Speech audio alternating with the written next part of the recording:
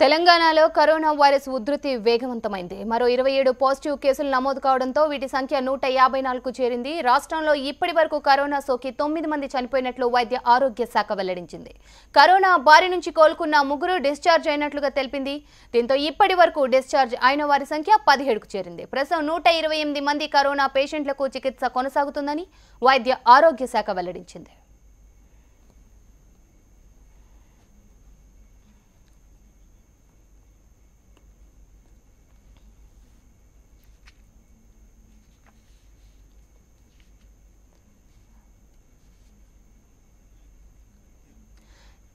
ఇక జిల్లాల వారీగా తెలంగాణలో కరోనా కేసుల సంఖ్య ఏ విధంగా ఉంది, ఎంతమంది డిశ్చార్జ్ అయ్యారు, వీటన్నిటికి సంబంధించి జిల్లాల వారీగా మనం ముందుకు వెళ్దాం. ప్రస్తుతం కరీంనగర్ నుంచి మరింత సమాచారం అందించడానికి గోపాలకృష్ణ లైవ్ లో సిద్ధంగా ఉన్నారు. Gopalakrishna, over to you.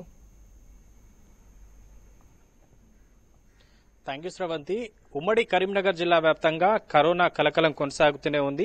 ఇండోనేషియన్లు Karimnagar వచ్చిన తర్వాత వారికి పాజిటివ్ తేలడంతో మొదటి నుంచి కూడా కరీంనగర్ లో కరోనా భయం వెంటాడుతూనే ఉంది. అయితే మరోవైపు ఇటు మార్కాజ్ కు సంబంధించినటువంటి లింక్ కూడా కరీంనగర్ కు రావడం మరింత ఒక భయాన్ని వెలుగొల్చిందని చెప్పొచ్చు. ఇప్పటికే లాక్డౌన్ నేపథ్యంలో అంతా ఇళ్లకే పరిమితం అయిపోయారు. మరోవైపు ఇండోనేషియన్లు ఎక్కడైతే తిరిగారో ఆ ప్రాంతాన్ని అంతా కూడా పోలీసులు దిగ్బంధం చేసి గత 14 రోజుల నుంచి కూడా పూర్తిగా దిగ్బంధం చేసి ఉంచారు. అయితే ఈ మార్కాజ్ వ్యవహారం రావడంతో మరో 5 రోజులు దీన్ని పొడిగించినట్టుగా తెలుస్తోంది. మరోవైపు ఉమ్మడి కరీంనగర్ జిల్లా వ్యాప్తంగా చూస్తే ఇప్పటికే ఇండోనేషియన్లతో కలిపి 17 కేసులు నమోదయ్యాయి. ఇందులో నిన్న ఒక్కరోజే 4 పాజిటివ్ కేసులు అయ్యాయి. దీంట్లో ఒకే కుటుంబానికి సంబంధించిన వాళ్ళు 4 పాజిటివ్ కేసులు ఉన్నట్టుగా మనకు సమాచారం. అయితే మరోవైపు మార్కాజ్ నుంచి వచ్చిన వాళ్లతో పాటు వాళ్ళు లింక్ ఉన్న వారిపై పోలీసులు గట్టి నిఘా పెట్టారు. మరోవైపు లాక్డౌన్ ఉపసంహరించి నిబంధనలు పాటించకుండా బైక్ పై ఊరికనే తిరిగే వాళ్లపైన పోలీసులు కొంత దృష్టి సారించారు. మొత్తం ప్రతిరోజు ఉమ్మడి కరీంనగర్ జిల్లా వ్యాప్తంగా పాటు కరీంనగర్ కార్పొరేషన్ పరిధిలో చూస్తే కరీంనగర్ కార్పొరేషన్ లో మున్సిపల్ కమిషనరేట్ పరిధిలో చూస్తే మాత్రం ఒక రోజులో 1500 మంది పోలీసులు 3 షిఫ్ట్లుగా పనిచేస్తున్నారు.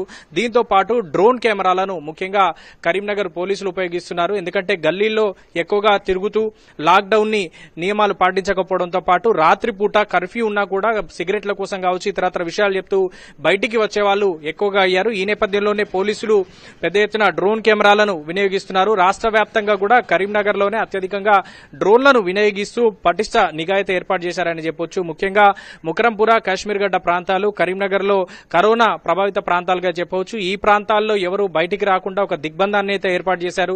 గత 14 రోజుల నుంచి కూడా ఈ దిగ్బంధం కొనసాగుతూనే ఉంది. అయితే ఇటీవల రెండోసారి కూడా ఈ ప్రాంతంలో వైద్య పరీక్షలు అధికారులు నిర్వహించారు. ప్రతి ఇంటింటికి కూడా టీంని పంపించారు.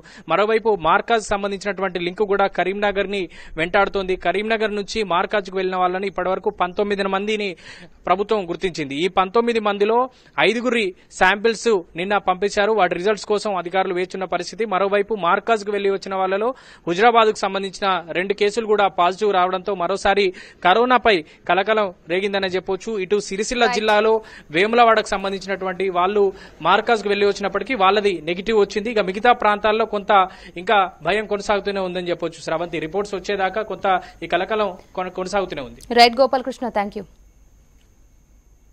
తెలంగాణలో కరోనా వైరస్ ఉధృతి వేగవంతమైంది. మరో 27 పాజిటివ్ కేసులు నమోదు కావడంతో వీటి సంఖ్య 154కు చేరింది. రాష్ట్రంలో ఇప్పటివరకు కరోనా సోకి 9 మంది చనిపోయినట్లు వైద్య ఆరోగ్య శాఖ వెల్లడించింది. కరోనా బారి నుంచి కోలుకున్న 3 డిశ్చార్జ్ అయినట్టుగా కూడా తెలిపింది. దీంతో ఇప్పటివరకు డిశ్చార్జ్ అయిన వారి సంఖ్య 17కు చేరింది. ప్రస్తుతం 128 మంది కరోనా పేషెంట్లకు చికిత్స కొనసాగుతుందని వైద్య ఆరోగ్య శాఖ వెల్లడించింది.